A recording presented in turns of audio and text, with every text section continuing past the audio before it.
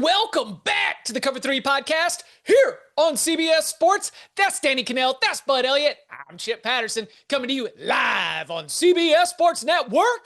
Fired up to spend the next hour with you looking ahead to the 2025 college football season, beginning what's going to become something you set your watch to, Cover 3 here on CBSSN. Now, we have some real important business, really important business to get to. It's a game. It's the Heisman draft. So before the end of this, we're going to go through 4 rounds. All of us are going to be drafting players that we think can win the Heisman Trophy. We're going to lock these results up, and at the end of the season, when they hand out the Stiff Arm Trophy, we'll see who has the winner, who has the most finalists. So I hope everyone's got their big board ready. Heisman draft coming up in just a bit. But first, some news and notes from across the world of college football.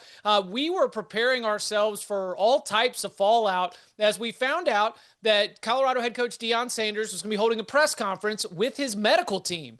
We've got a head coach who's had medical issues. Fall camp is about to start, and he's addressing it with the medical team. We find out he's really been through it. He has had a cancerous tumor removed from his bladder and now has been cleared, which is fantastic news. And now he's back and he is with the team ready to go. So, Danny, when we discussed this yesterday on the Cover 3 podcast, we were sort of preparing for lots of different ways that we might have to react to it. Is he taking time away? Is this going to be something that's going to impact Colorado? I don't know about you, Danny, but kind of felt like this was the best case scenario, right? In terms of all the different things we could hear from Boulder, from Coach Prime and that medical staff.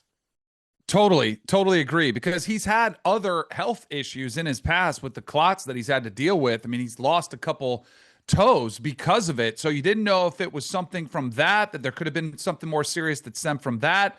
There was rampant speculation going on that he was potentially going to step away.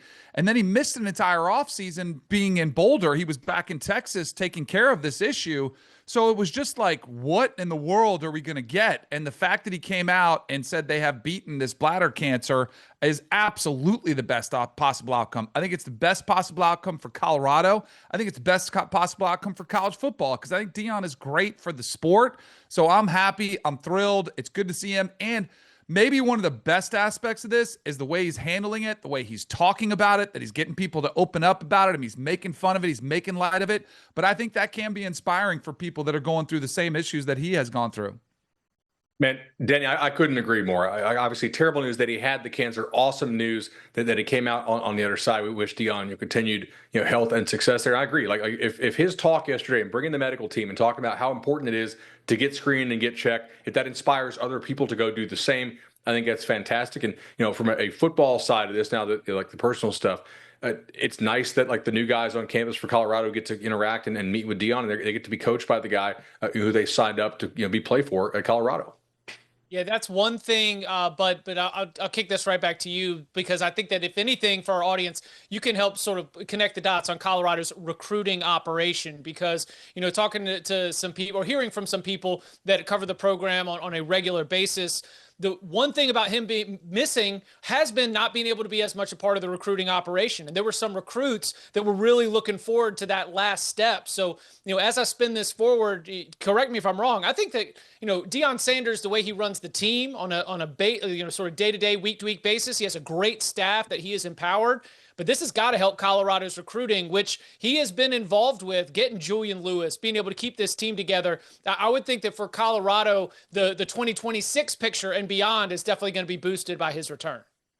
100%. It certainly has to help quite a bit. Colorado sits 82nd in the country right now in high school recruiting. Last year they had some nice pieces in the class. They're probably always going to be a bit portal heavy because of Colorado's success there in the portal. But as we've seen, the portal's drying up a little bit. So you do have to transition a little bit more to being better at high school. They don't have anybody in the top 247 right now. 9 commits, 7 of those are 3 stars. You would like to see Colorado, capitalize more on the class that they just sent to the NFL, including Travis Hunter and Shedeur. And now that Deion is back in Boulder, that maybe could happen. We'll see.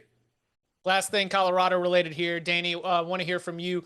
He brought both his quarterbacks to Big 12 Media Day. We've got Caden Salter, the very talented transfer coming over from Liberty. Julian Lewis, part of true freshman. How do you think he is looking at that quarterback battle? What are your expectations from the Buffs, who opened the season with a tough opponent playing Georgia Tech in Boulder?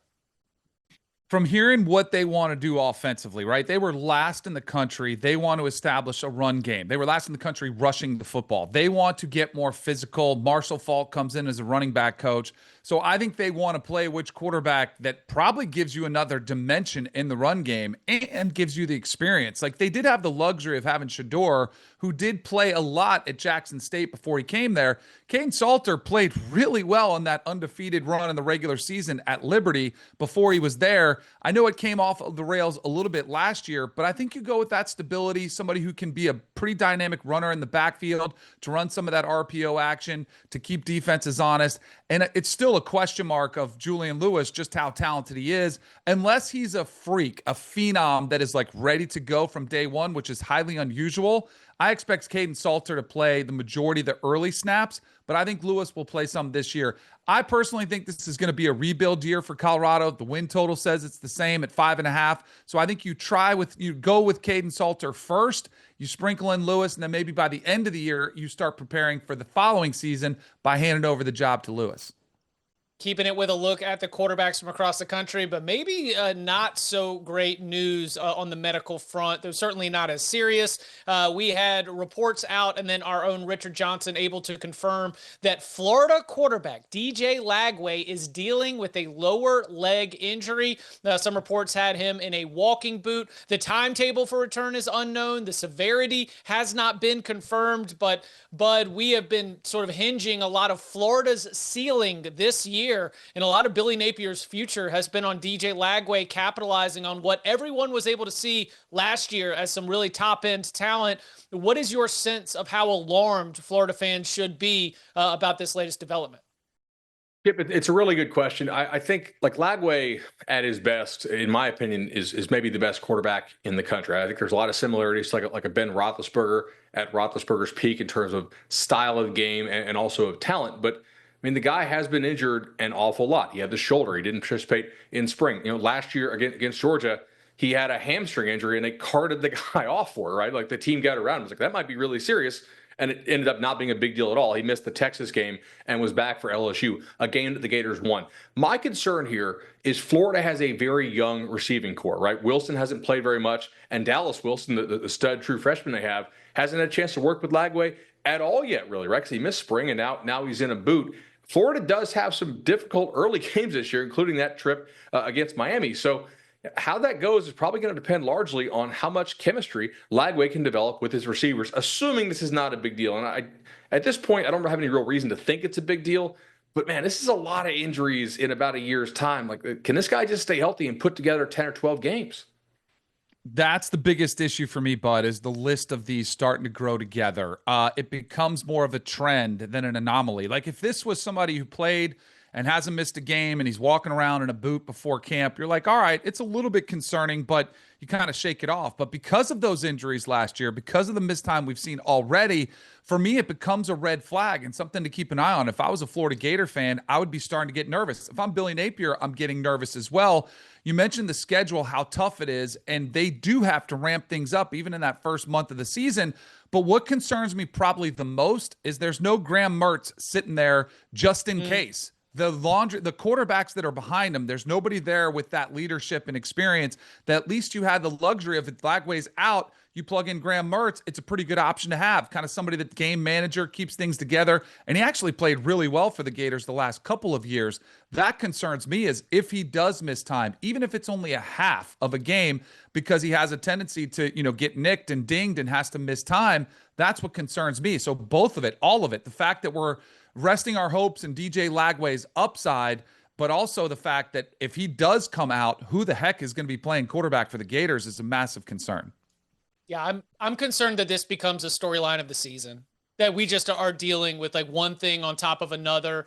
And that happens sometimes. I mean, Quinn Ewers at Texas, always seem to have something going on along the way. We'll see if DJ Lagway is going to be able to get back to 100% and play all the time. Because as you saw on that graphic earlier on CBS Sports Network, Florida Gators 6-0 when DJ Lagway played the entire game in the 2024 season.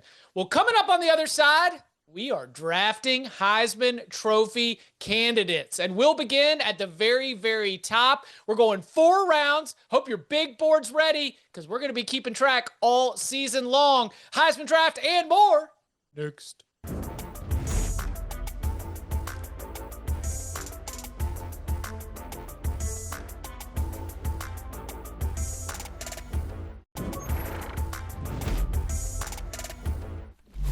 Back here on the Cover 3 podcast, live on CBS Sports Network.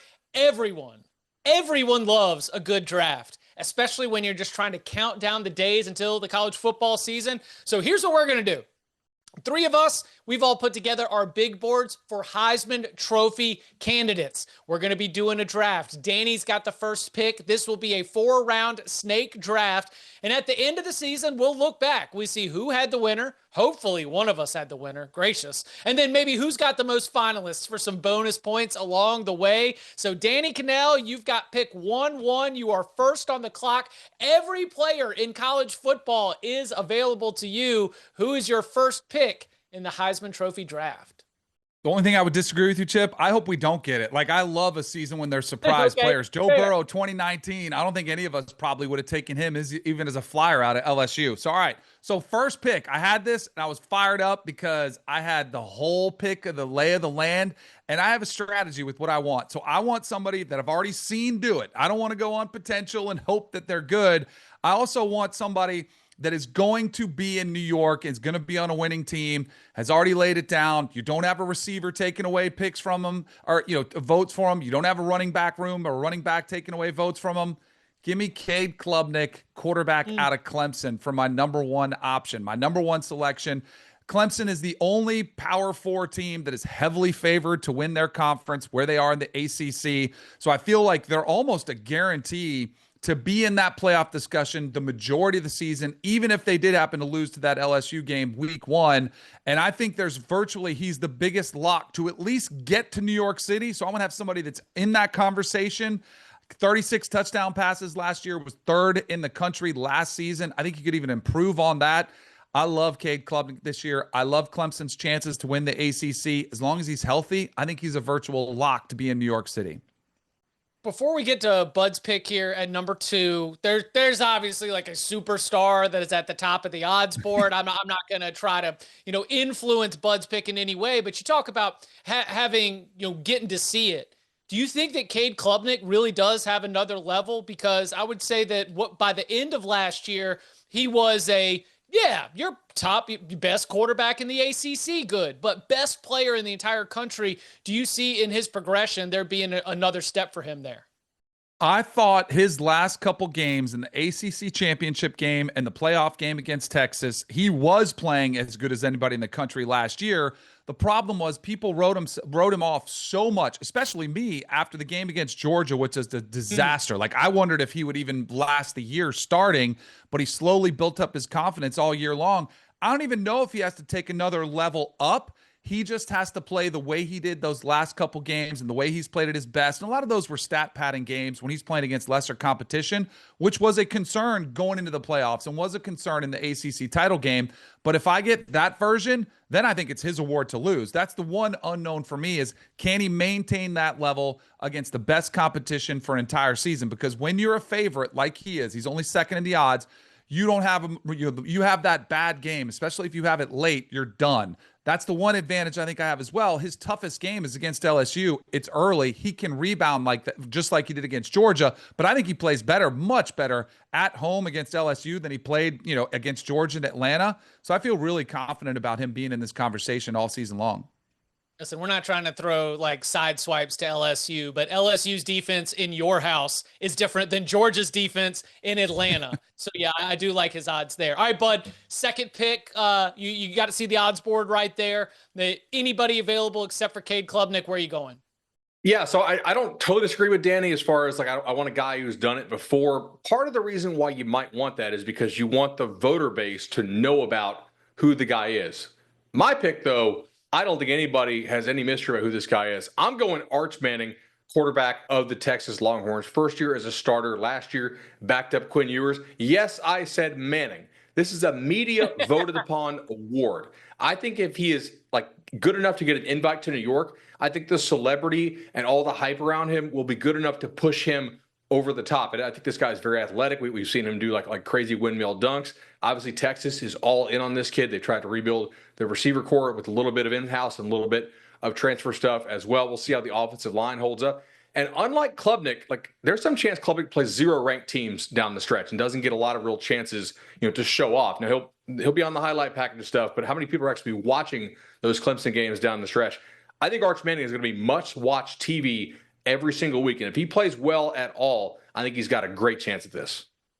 This is his 3rd year in the program. They've had a lot of staff continuity right there. New for a lot of fans to see him as a regular starter, but he's certainly been building towards it. Okay, so we've got Cade Klubnik. Can I say real quick, Chip? Real quick, 100%. If he has, let's say they lose against Ohio State and his value, because I also was trying to get a little bit of value. You're not going to get much when you take a Heisman favorite, but he is the Heisman favorite at plus 700. Cade Klubnik gives you a little bit more value at plus 900. And with both of these guys, I would actually say the same about Cade. But if Arch Manning struggles, the reaction is going to be so much like, oh, he's overrated, he's done.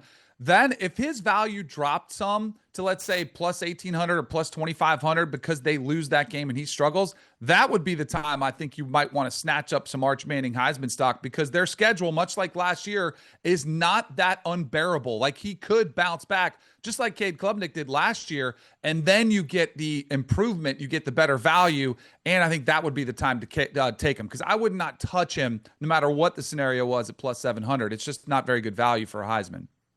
So would you rather bet Texas in week 1 or Arch Manning Heisman in week 1? Ooh. Texas. Because if he wins it, those odds are going to go to he's going to be right in the 150. driver's seat then. Yeah, you're not getting better value from that point. I mean, but that's also my thoughts on Texas. Danny, my heart just jumped because that sounds like day trading Danny. Anybody who loves the Cover 3 podcast knows that was some great day trading Danny analysis, being able to find the right spots to buy a blue chip stock like Arch Manning for Heisman. Okay, this one draft has landed to me. The 2 big dogs are off the board. So I'm going to go with talent. I'm going to go with talent that showed some flaws, but they are flaws that I do think can be corrected. So here at the end of the first round, I'm going to go with Garrett Nussmeier. The LSU quarterback has arm talent that has been so obvious that the Heisman Trophy winner, Jaden Daniels, had to beat Nuss out when they were both in Baton Rouge at the same time. And during that competition, we heard a lot of little whispers like, man, Nuss is really pushing him. Nuss is really pushing him. Obviously, Daniels' playmaking ability was then shown for the Tigers as he did go on to win the Heisman Trophy. But for Nussmeier, the flaws that I'm looking at are turnovers. The flaws are decision-making. The flaws are, I think, something that can be corrected in a way where he's able to shore this thing up. So with seeing Cade go, with seeing Arch go, the next name on my big board is a player who I don't think needs to win the national championship or have the best team in the country to win the Heisman Trophy, because just like Jaden Daniels won the Heisman Trophy without having the best team, and even in the SEC, I think there's a path where Garrett Nussmeier's production in this LSU offense can set him up to be able to be successful and be able to have one of those profiles that is so gaudy that Heisman voters are just going to end up jumping at it. So I'll go Nuss here at the end of round 1. Okay, you want me to kickstart round 2 or any thoughts on Nuss? Real quick on Nuss. I agree. I think it's a great pick. I totally agree with you. He's got, and I think he was one of those examples of such high expectations because he waited so long that the bar was like perfection. And he did have the rough stretch, the 3 games that they lost. He had a couple interceptions against A&M that really cost him the game. I think he's going to get better and make much better decisions now that he's been at a year. He's faced an entire schedule. I do expect him to take a big step forward. And if he does, to your point, Chip, I think it's a great pick. I think receivers are way better for Nuss this year. I'm a little bit concerned the offensive line takes potentially a major step back, especially losing 2 tackles to the NFL. But, I mean, I had a lot of Nuss for Heisman last year at some pretty crazy odds. I was going to take him if you passed on him, Chip, but I wasn't going to take him over Arch. All right, so now we've started. We are snaking this thing around. Round 2, pick 1. It's going to be mine, and it is going to be Ohio State wide receiver Jeremiah Smith. Let's go. Okay, now here's my question to you guys. Bud, I'll let you take it first. Is this too high for a non-quarterback? because we just had a non-quarterback win in Travis Hunter and a non-quarterback be the runner-up in Ashton Genty. I mean, are Heisman voters going to be so drawn to the light like a moth to get back into the quarterbacks, or does JJ have a real chance to be able to be the Heisman winner and hear his true sophomore season? Yeah, Chip, when I got the second pick in this, I'm not going to lie, I was like, is there some chance I get Arch and JJ? And you just crushed those dreams, man. Yeah, this is a great pick by you. I think this is, like, if he really got out of the top four, we're doing something wrong as a podcast. JJ is, like, the best player in college football, maybe by a lot. He should be in the NFL right now. The only reason he's not is because, like, former Buckeye Maurice Clarett sued and lost his appeal to be able to get in the NFL before finishing 3 years out of high school. He's just a freak. Nobody can really cover him. We asked Ryan Day, and he kind of just chuckled like, yeah, I don't know how you cover this guy. Nobody in the Big Ten seems to have real answers for him. Nobody in the country does. He's the best player in the sport. Will he have the numbers to back it up? I don't know. But, like, if you guys think there's somebody, a better college ball player than Jeremiah, I'd love to hear about it. All right, round 2, pick 2, number 5 overall. That's to you, Mr. Elliott Esquire. Who are we going with? We are diamond hands on this. I am a little bit concerned about this boot update, but we're not putting a boot on Lagway's Heisman campaign. Give me DJ Lagway from Florida. I do think, if healthy, he might be the best quarterback in the sport. Florida's going to have a ton of opportunities to showcase Lagway. If he's healthy, I mean, he's a guy, like, if Florida goes 9-3, it basically, like, he's dragging them to a potential playoff spot at 9-3. He's going to be on, like, major national television every single week. If he can stay healthy, I think he'll have really good numbers. Florida's offensive line is very improved. I like some of the young receivers. Obviously, as we talked about in the open, he actually has to mess with them, which would require him to, like, practice some and actually practice with those guys. But I like the upside here. I'm not trying to draft somebody just to get in New York. I'm trying to draft somebody who can actually win this thing. And I think if Lagway stays fully healthy, he is capable of actually winning the award. Yeah, Lagway talent is there. Can he stay healthy? Big questions. All right, DK, round out round 2, pick number 6 overall, number 3 of the round. Where are we going for your next selection in the Heisman Trophy draft? So I went a little bit more of the safety valves, right? The guys that I feel like I've already seen what I know what I'm going to get with Cade Klubnik's scenario. I think he played really well. I think if he maintains that, I'm going to go with Drew Aller, who I do think has to take that big step forward, but it's not against just the common opponents and the average opponents. It's the same knock that comes with James Franklin. Why haven't you beaten the top 5 teams? Drew Aller hasn't played great against the top 5 teams, but he comes in as the quarterback of the team that is one of the favorites to be the Big Ten champion and the national champion. So that by default puts him in the conversation. I think he'll put up big numbers once again, but the difference is going to be, if he wins it or not, is going to be how does he perform against the Ohio States? How does he perform on those biggest stages? And he's got to take that step forward. Minorly concerned that the running backs could become a story with them coming back, but there are 2. So it's not like you have a Saquon Barkley out there who's carrying the load. It's Singleton and Allen.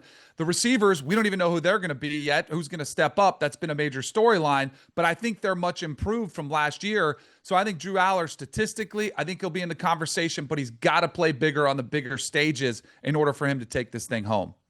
Yeah, when Drew Aller was on the Cover 3 podcast, we asked him about the receivers, and he gave us a CVS receipt of the entire depth chart, breaking down basically everybody who he's excited to throw to. So he's excited about it. Drew Aller, great selection there, rounding it out. Okay, let's recap rounds 1 and 2 of the Heisman Trophy draft. Danny selecting Cade Klubnik, number 1 overall from Clemson, circling back and adding Drew Aller to his squad. Bud gets Arch Manning at number 2 overall, DJ Lagway, and I was at the turn picking up Garrett Nussmeier from LSU, and the first non-quarterback taken, wide receiver Jeremiah Smith from the Ohio State University. Well, 2 rounds down and 2 rounds to go. Coming up on the other side, more of our Heisman Trophy winner draft here on the Cover 3 podcast and more next.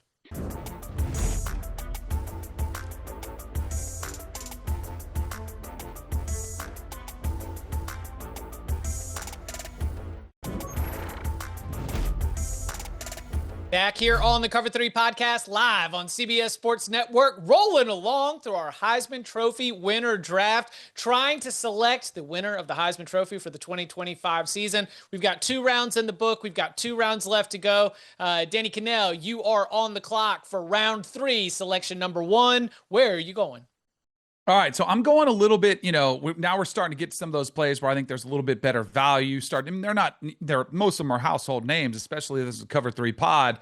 But I feel like there's somebody in the Big 12 that I needed to select. And I'm going with Sam Leavitt, who obviously was the quarterback of Arizona State last year. He comes back. And there are some concern. We've talked about him. What do they look like without Cam Scatterbo, the running back who was such an emotional leader of that team? But I think Sam Leavitt has another level up to get to. And I talked to one of their coaches that was there last year with them and said he was so impressed with his work ethic, his leadership, the intangibles, that I think he does really solidify himself. Remember, wasn't really the entrenched starter. There was a little bit of a quarterback battle early in the season, but man, he has taken this job and ran with it through the majority of last season. I think he does take that next level, and he played well in the Big 12 championship game and the playoff game without his favorite target, Jordan Tyson, who was hurt, who does come back. I think the running back field is going to be just as good, look a little bit different, which actually helps him because there won't be a Cam Scatterbo to potentially take votes for him. The Big 12 is wide open. You want moments. Even if they're 10-2 or 11-1, you're going to get some close games. It's almost guaranteed, which means you get a lot of highlight Heisman moments. I like Sam Leavitt for Arizona State. I think there's pretty good value met here too. Yeah, Leavitt's got some moxie, kind of electric playmaker type mentality to him. I like that a lot. All right, Bud, where would you like to go for your selection, number 2 of the 3rd round? I'm going to go to Tuscaloosa. Give me Ty Simpson, who hasn't officially won the job yet for Alabama. But if I get a Kalen DeBoer quarterback, his guys usually put up ridiculous numbers. And I get that quarterback and I say, hey, is this Bama team going to be favored in 11 games? Are they going to be on national TV a lot? Do they have a great receiving core? Yes. Is the offensive line probably well improved over what it was last year? Again, I think yes. There's probably a reason that Bama paid Ty Simpson to stick around. They probably believe in the guy. And then down the stretch, when people are watching, when they got to make their decision, you get an LSU team. Maybe LSU's still in for the playoff race. Maybe they've quit by then, right? Get an Oklahoma team. Like if things don't go well early for OU, that's a major quit factor, quit watch type team whose coach is probably fired. Eastern Illinois, pad the stats a little bit there. And then again at Auburn. Like these are big names who may not end up being all that good in several cases, who you could really light up. So if he actually wins this job, if he holds off the true freshman Russell, I think a lot is set up. And historically, Kalen DeBoer quarterbacks absolutely crush. So give me Ty Simpson here as a value pick in round 3. I like the way that Bud has game theoried this, isolating that back half schedule, some potential concerns. What about the beginning of the season, Danny? What about week 1? Yeah, what are you expecting out the gate? Like, not just week 1 against Florida State, but from Alabama's offense. How do you see Ty Simpson and this Crimson Tide offense looking in 2025? Oh, I think it's going to look completely different than last year. I think there were limitations in the pass game with Jalen Milroe that you weren't able to see Kalen DeBoer come out and just open up the entire playbook. And I actually think it was probably a coaching masterpiece to have that team, produce as much offensively as they did with the quarterback that was really limited in some of the middle tier throws. The consistency just wasn't there. Also, the addition of Ryan Grubb to this offense. That's a pairing that has worked really well. And Kalen DeBoer's old offensive coordinator, who's now back in Tuscaloosa, I think that's a huge factor too. And as much as we talk about Jeremiah Smith, don't forget Ryan Williams and him were talked about as the super freshman from last year. He's a sophomore now. He's a sophomore now. So I think he's going to be just a weapon that he can utilize as well. And it's Bama. Like, they're going to be good. This roster is too good, full of talent for them just to fall off the face of the planet. The only question I have is does Ty Simpson, does he win the job? Because he's always been somebody that's looked really good in practice, but he wasn't able to win the job the last couple of years, even though he's had multiple opportunities to do so. Maybe it's a maturity thing. Maybe now he's finally got his opportunity, he can make the most of it. So one concern of mine is he just a practice player who doesn't play good when it's live bullets out there and everything's live.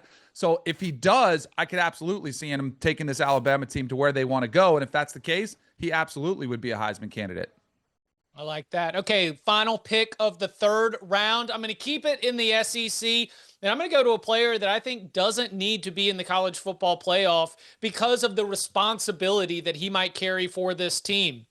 He showed us some of his electric playmaking skills, some Superman tendencies. And of course, I'm talking about South Carolina quarterback LaNorris Sellers. As soon as the NFL draft was done and all of a sudden all the draft nicks started turning their attention, they said, wow, look at the way this guy moves in the pocket. Look at this guy's athleticism. I mean, put the team truly on his back to be able to go and win that game against Clemson at the end of the season. So when I look at LaNorris Sellers, I think that there's a chance for him to be individually spectacular, even if South Carolina, according to my expectations, might be taking a little bit of a step back. When Robert Griffin won the Heisman Trophy, Baylor was not contending for a national championship, but he was so individually excellent around him, that kind of star power that allowed him to get the attention of all the Heisman voters.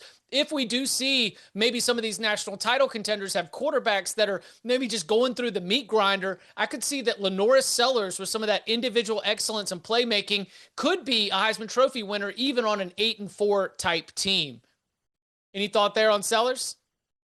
Well, I think they'll probably have to throw the ball around a little bit more this year because they do lose so much on defense. South Carolina profiles as a team, they're going to play more shootouts. He's going to have to chuck the ball around a lot more than he did last year. Running back is a major question for the Gamecocks too. I mean, receivers a question as well, but we know this offense is going to run through LaNorris Sellers. If they are like seriously in playoff contention, there's no mystery. He's clearly like the reason why they would be. So, Chip, I think that pick makes sense.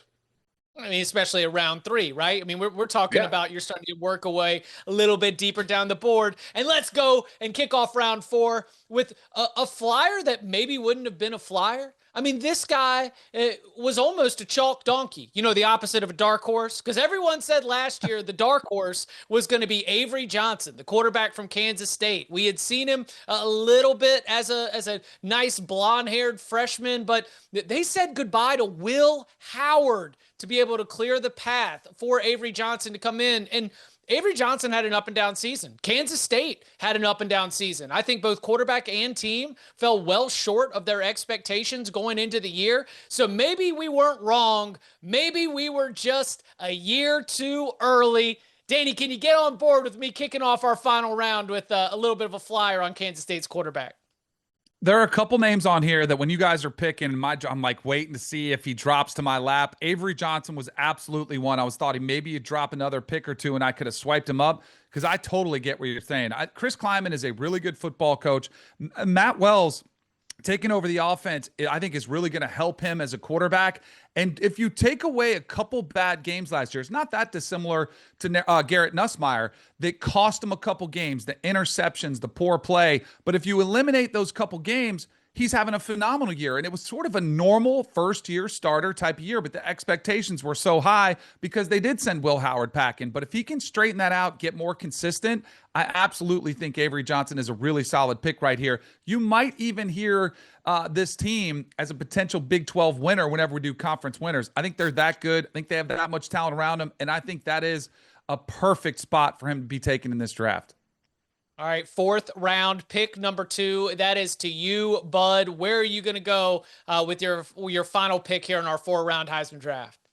I'm going to Ole Miss, Oxford, Mississippi. Austin Simmons, quarterback. We talked yesterday on Cover 3 about how Ole Miss just lost their starting tight end for the year. We know they probably wanted to run the ball a little bit more this year, replacing Jackson Dart, but Austin Simmons can sling it. They got 4 receivers they really like, and if you lose your starting tight end, guess what? You probably got to open it up a little more, play a little more 4 wide. Ole Miss has some of the best odds to make the playoffs in the country. If they do make that, if they do meet those expectations, Austin Simmons will have ridiculous stats in Lane Kiffin's offense. I could see him taking home the whole thing. I like this. I mean, Austin Simmons could have been in Major League Baseball. Chose to be able to be there for Ole Miss. The athleticism's got to be there. Looking forward to seeing it. All right, Danny, we're not going to call it Mr. Irrelevant. It's only a four-round draft with 3 guys. That's right. You're the 12th best candidate. You are still extremely relevant, but it is still the last one that we're keeping track of. So who is round number 4, pick number 3 for this Heisman Trophy winner draft? All right, so that I really wanted Austin Simmons, by the way. He was one I thought would drop to me. And at some point, you start looking at Lane Kiffin's quarterbacks and just kind of trust in the process. They're going to put up big numbers, and they're going to be pretty solid. But he's off the board. I'm going with Dante Moore out at Oregon. This is the team that is the defending Big Ten champion in Oregon, and yet we've completely forgotten about, written them all off because of what happened at the Rose Bowl against Ohio State, and it was ugly. And this is the first time that you've had Dan Lanning have a quarterback without much experience, but he has played before, right? His true freshman year at UCLA, he did get some action, so he's gotten his feet wet against Power 4 teams, and it wasn't pretty, but he also got to sit back and learn and watch from Dylan Gabriel, which I think is a huge asset for him. I do think the talent is there around him, where if he makes good decisions in Will Stein's system, he could be that player that puts Oregon right back where they've been the last few years, is right back in the Big Ten championship hunt, in the playoff hunt, and it's a quarterback-driven system. So I think Dante Moore is great value here as long as he steps up, kind of reaches some of the potential that we've seen of him throughout his early career. Yeah, Dante Moore flying a little bit below the radar, but Oregon very much going into the season looking to defend their conference title. Okay, let's recap rounds 3 and 4 of the Heisman Trophy winner draft. Danny got things started in round 3 with Sam Leavitt, followed that up with Dante Moore. Bud picking up Ty Simpson in the 3rd round, adding Austin Simmons in the 4th. Then at the turn, I got Lenora Sellers from South Carolina and Avery Johnson from Kansas State. Well, coming up on the other side, 12 just ain't enough. We reveal some of our names that just missed the cut and other deep sleepers and long shots to watch in the Heisman Trophy conversation and more next.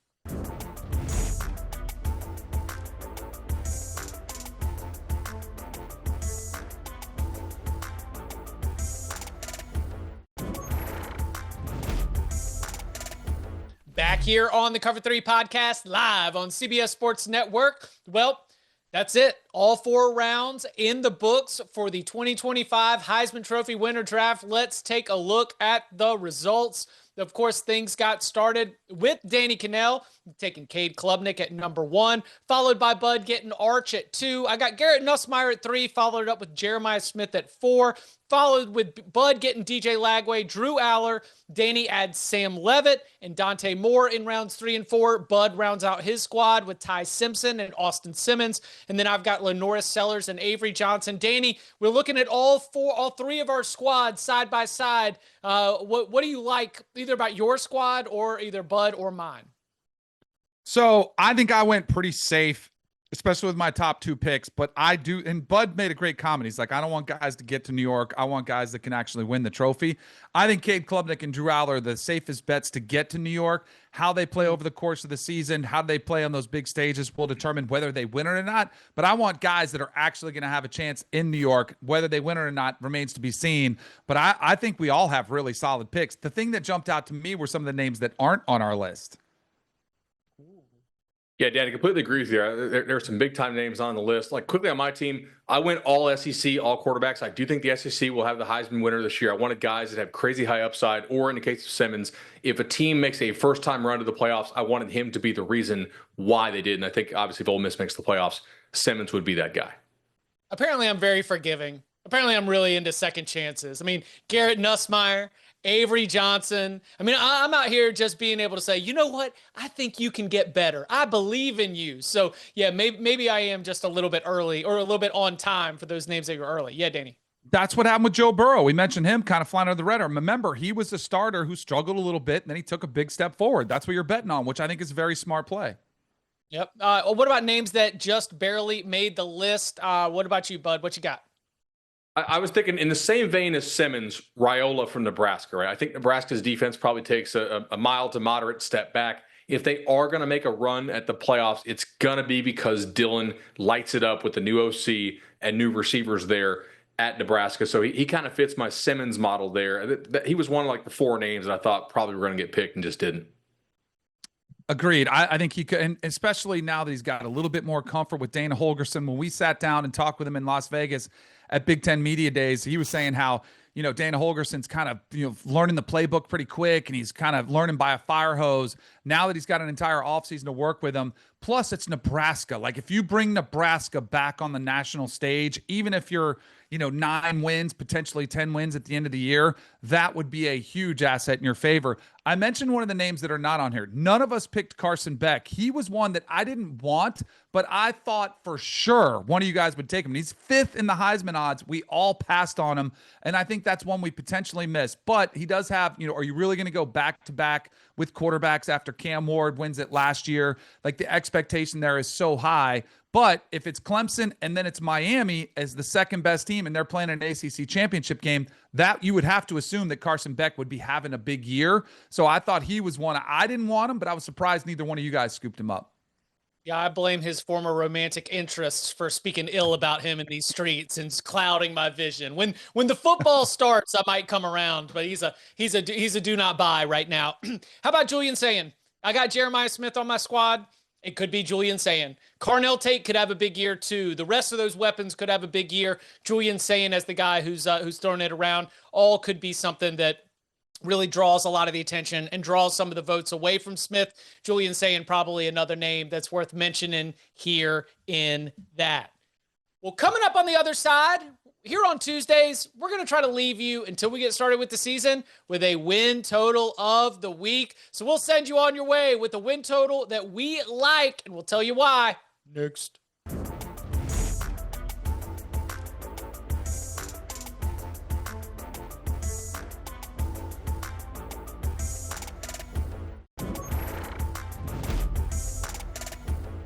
Back here on the Cover 3 podcast, live on CBS Sports Network. Hope you enjoyed our Heisman Trophy winner draft. If you didn't catch it, you will be able to get it on YouTube or wherever you get your podcasts. But as we spend some time together here on Tuesdays going into the start of the season, we're always going to send you off with a win total of the week. And right now, Bud's got one for you. So, Bud, what is our win total of the week? Guys, we are going Liberty over 9.5. This is a little bit sick. Obviously, everybody's focusing on the P4. I think a lot of those have been picked over pretty good. I'm not off the Liberty train. Last year, it kind of got derailed a little bit, but I think they had a quarterback who was a serious malcontent because he tried to transfer and just couldn't academically, so he had to come back. I think he was very unhappy that he had to come back to Liberty, and obviously they knew they didn't have options, so I'm sure that was not the best situation. But I don't think Jamie Chadwell forgot how to coach, right? He won at the FCS level. He won at Coastal. He won every year at Liberty except for last year. Liberty still has a large dollars advantage in the rev share era. Not a lot of teams in the CUSA have a lot of money to throw around. I think Liberty has more guys who are actually paid something on their roster. They're a little bit higher quality of player. And they don't actually play the CUSA darling that everybody's been betting all offseason, Western Kentucky. They might play him in the championship game, but for our purposes, that doesn't matter. The tough games here, James Madison, the Sun Belt favorite, they do come to Liberty. You got to go to Old Dom, but like if you're good enough to go over 9.5, you probably should handle that. At FIU could be tricky, but I think Liberty is a really good shot to return to the 10-win club. Guess who else they don't play? One Power 4 opponent. Like, this thing is set up perfectly for them. We've talked about Conference USA. It's almost like an FCS plus league, especially with the new additions in Delaware. We've seen Kennesaw State make that jump recently, Sam Houston State, and some of those teams have been actually pretty good in the conference. But Liberty is a step ahead in the spending game. Like you were saying, I totally agree. I might even hop on this one with you, Bud. Yeah, me as well. And of course, we'll have our eyes on it as they open conference play right here on CBS Sports Network. That's right, Liberty, Jacksonville State, the Conference USA opener for Bud's Liberty Flames, September 6th on CBS Sports Network. Make sure you watch it along with all of CBS Sports Network's Conference USA action. Well, make sure you watch us, the Cover 3 podcast, because we're not just here on Tuesdays, but we are available at youtube.com/cover3 on Mondays, Wednesdays, and Thursdays. And of course, when the seasons get started, those instant reaction shows on Saturday night at 11:30 p.m. Eastern Time. We are in full win totals season. That means coming up on Wednesday, we'll be doing the rest of the Big 12. The week after, we'll be getting into the ACC, then the SEC, then the Big 10, then it's win totals locks, and then before you know it, the season will be here. So make sure you download and subscribe to the Cover 3 podcast wherever you get your podcasts.